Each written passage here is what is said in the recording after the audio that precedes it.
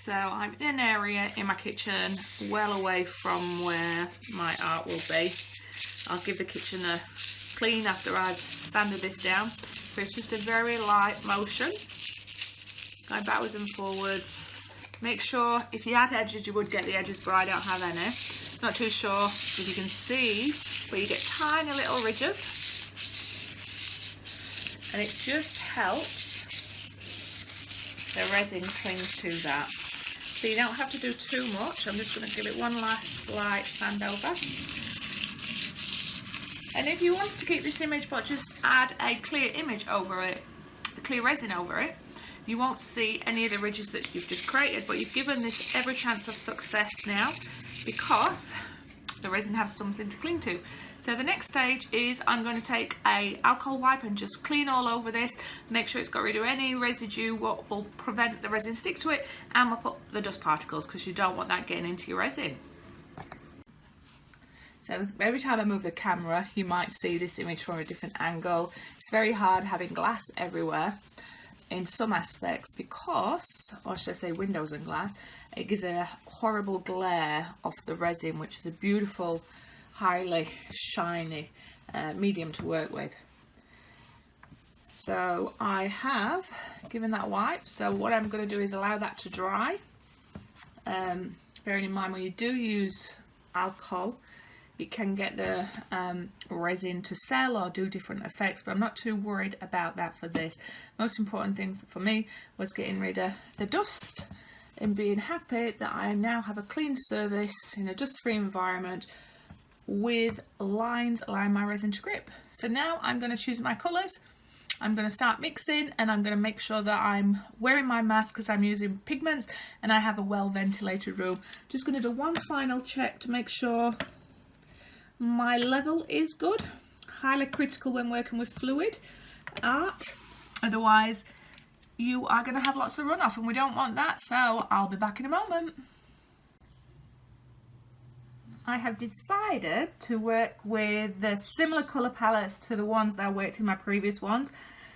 The growth is I've kept it to just five different colours, and one of them is just going to be a highlight. So I am sticking with my Pearlex apple green, very vibrant colour. Looks amazing. Can't wait to add my resin to that. I am going with the sapphire blue, another very nice bold blue in Pearlex. You might not be able to see that yet until I mix it with my resin. Of course I'm going to be using my cadmium red. This one is Corylison pigment. Really is my favourite red. It's a beautiful one to work with. Again, you might not be able to see it in there until I add my pigments, but really vibrant images. And I'm going to use slightly less, but my Violet Reflex, which is a beautiful one. I'm going to use that for creating darker shades within my image, and my acrylic ink white for highlights. So these two are going to be in the smaller pots because I want less resin in there, highlights and lowlights. I feel like I'm going to try and create a funky kind of flower image, so be true to what this painting was originally, but just try and make it more vivid and bold. So I'm going to start mixing my resin, which is Masterclass 1+1, and I will give you a little demonstration on how I do that. So I'm going to start So I've got my master cast, and I'm going to apply 100 ml of my resin first, followed by 100 ml of my hardener. I'm knelt down here just so I can get it in view, but I thought there might be some benefit for people that have never mixed resin before, and they can see how I particularly measure it. I measure it rather than weigh it. I don't eyeball it. You need a fairly good con. Well, you need it to be as accurate as possible. It is very cold over here in England at the moment. I have had my heater on, so you do find you have a less working window for resin in the cold. I have had the studio temperature up though a little bit just to try and create a heat, but what you find is it pours out and it levels up a little while after you finish pouring. So just when I think I'm nearly there, I start pulling back and letting itself level out, because all of a sudden you can find that you've poured more than what you thought you had, and then you have to up the level of hardener as well, and you want to avoid waste where possible. Resin is expensive and you just don't want waste. I mean, if you do have any left, you can have some little pieces of art ready to go, which is what I tend to do. I don't like the waste. Just checking my levels on it. It's definitely something I'm looking forward to working with in summer when I get the more fluidness coming out. I think that's about...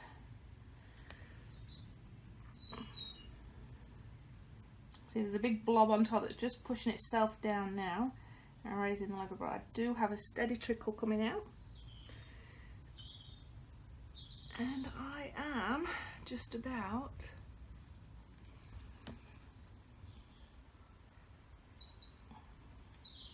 my 100. What I do keep is alcohol wipe nearby, although I do tend to go through them a little bit and just give my end a little wipe round, so we are removing any stickiness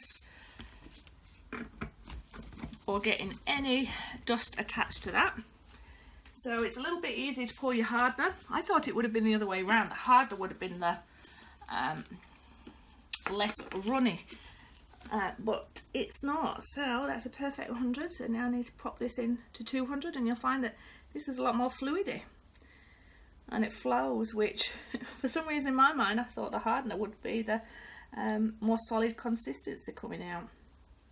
But again, when you pour it, pull back, allow it to self-level, push down, and because it's important you get 50-50. Nearly there, not quite, just a tiny little bit more. But I don't want to overshoot, otherwise I've got to apply some more resin.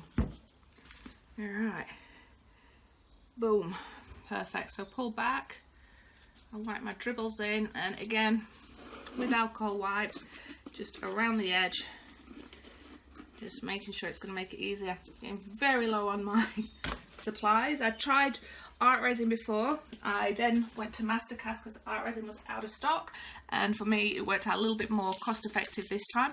But I'm going to have a look what else is out there and maybe go back to art resin or not. What I am going to do is set my timer, 3 minutes. Don't underestimate the importance of... Ooh, for some reason I can't get my watch to work.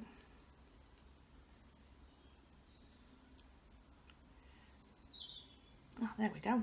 Pressing the wrong button. Alright, set my timer for 3 minutes. What you want is a stir so that you don't have the differences in colours or the line, but at the same time you want to stir it fairly slowly because you don't want to add bubbles, but you do want to make sure you swipe around the edges and around the bottoms and the corner and getting everything mixed together. Otherwise, when you pour it out, you may have some pieces that have hardener and not, which would mean that you wouldn't cure and it wouldn't be even. So I would imagine now I'm going to fast forward this bit, but I'm going to stir this slowly, different directions for 3 minutes, and then I'll apply this to my colours. This is where Benny Hill music comes in. It's actually very, very thick, very slow. Something I have found is when it's ready to pour, you suddenly feel it. You feel a difference in consistency. You feel it just suddenly get smooth, and I think that's when the chemicals are reacting together. So I kind of know just before the timer goes it's ready. Every so often I bang it, and it helps bring some of those big bubbles to the top. Your tendency is to want to stir it fast so that you know you're getting more mixture done, but it's definitely not what you want to do.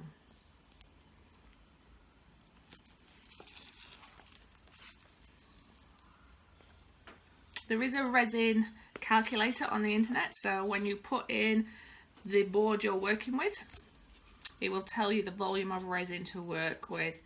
You eventually get a feeling of what you feel that you need, and you'll start to be quite intuitive with it, However, sometimes there are things you can't foresee, like colours not mixing properly, or you wanted more colour than another, and there's runoffs. So sometimes it's okay to go slightly over and have some spare if you want to not ruin your piece or quickly mix them up. I try to go with exactly what I need, maybe slightly over rather than under, and then use that and pop it on a piece. And I watched Susan dance the other day, and what was interesting is she put some resin on a piece, but it wasn't enough to cover a whole piece of board. But she put it on there, she let it set, and then she went back the other day and added the rest of it.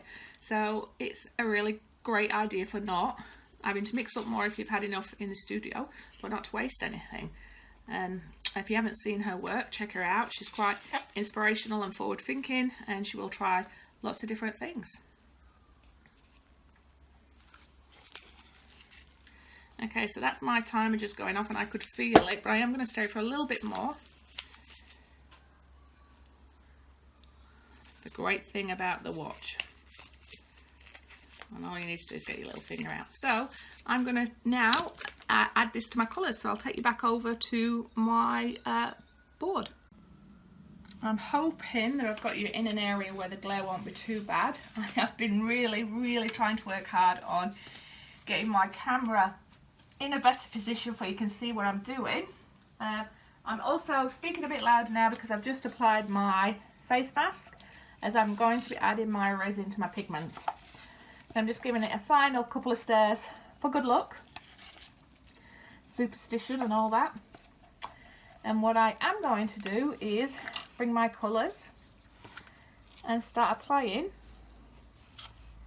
to that. And I always start with the colours that I know that I definitely want first with a volume, and then I start applying to the ones where there's not as much. So I will try and share, and I'll show you the end result, but I will fast forward this bit.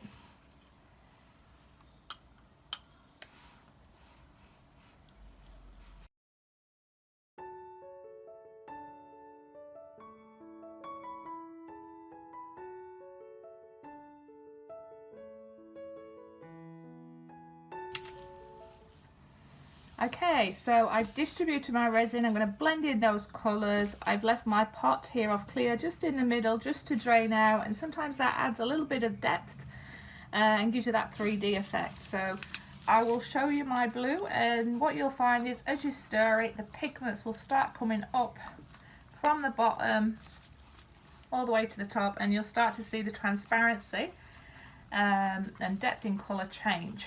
What I am also checking is that I'm mixing every bit of that pigment from the bottom, so I'm not going to be left with granules on my painting.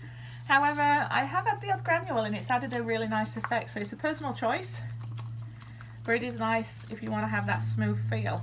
So I usually come back and mix it in to start with, then mix it again, scooping around the edges, really loving the vibrancy of that colour there.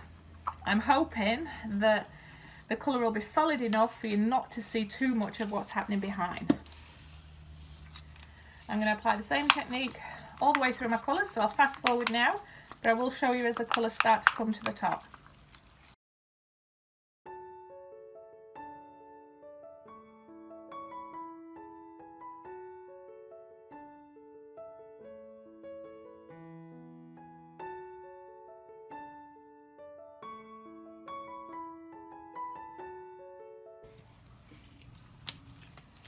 So I'm moving my pigments out of the way because I don't want to contaminate them, and leaving them just resting for a little bit also helps the bubbles, and I do pat them down. I'm going to take my face mask off so I can talk easier and breathe a little easier. And I'm now going to put my better gloves on that don't get my hands to sweat as much as the white ones. So I buy the white ones just because they are cheaper. If I'm going to double glove, I'll put that one over the top of the blue ones, just to try and give me a longer life with the blue ones with the expense. But also the don't stop. My hands do not sweat. So I might just leave that for a little bit more. There's a little bit more resin to come out. But I am going to start applying my blue. And I've just realised I haven't got my heat gun out ready, so in a minute I will go and get that, because that's going to help me blend the colours if I need to, but also pop those air bubbles. Look at that blue.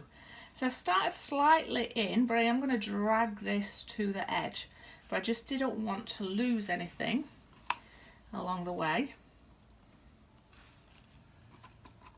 And I'm making this up as I go. Got a kind of image in my head that I want, more with colours or how I want it to feel. But we're going to see. And a little tip that I had is, if you leave your empty containers that you feel you've got all your resin to one side and just leave them on the side, it is amazing how much will come back into the middle. So if you do need to go back and add any detailed work, or add a little bit of colour that's missing, you can always find, usually, a bit more left in the pot. But we shall see. So I'm just starting to, in Sharon's technique, pull this further to the edge. And then I will add my green and my red with a similar kind of feel, and then hopefully I will start sculpting and getting a funky little image. I will fast forward this part for you.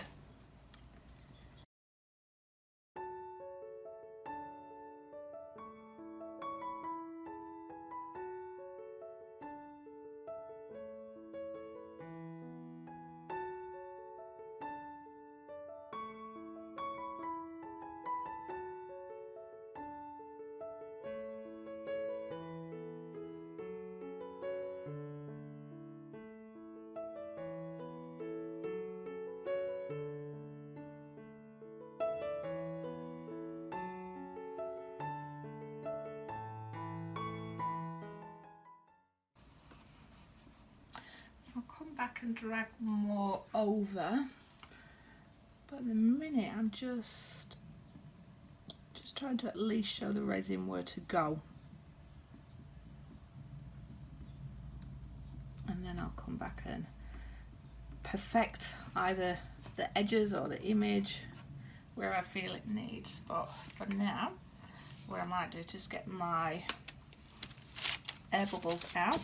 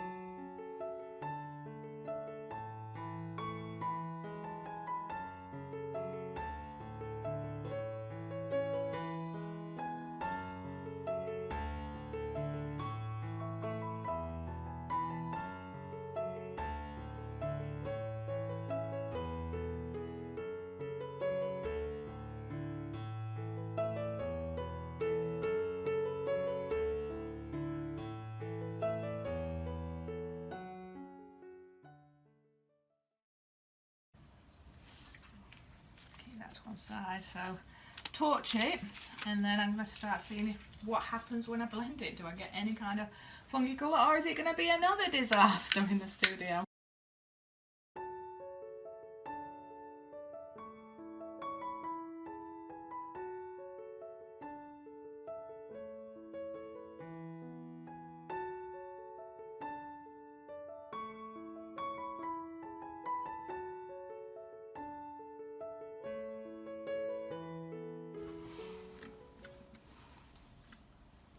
I'm still fighting it. I should say working with it. Feels like fighting it. I'm not too sure if I really like this at all.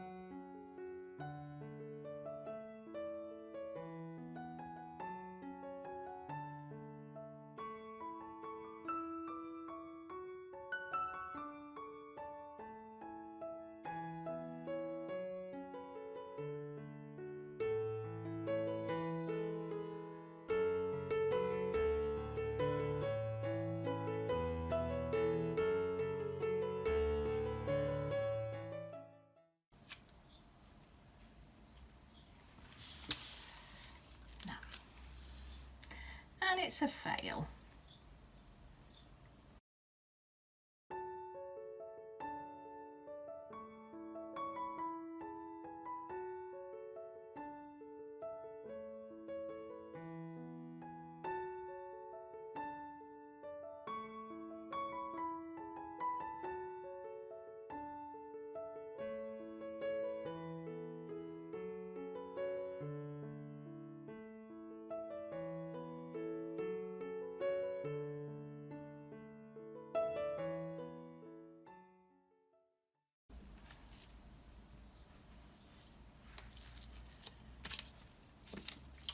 I just need to mix up some red. So I'm just gonna disappear and quickly mix up some red, and then I might be able to salvage this. Maybe. Who knows? Let's see. I hate wasting resin. I hate having failures in the studio, but it is a learning process. And I think I can add some more brighter colours at the front.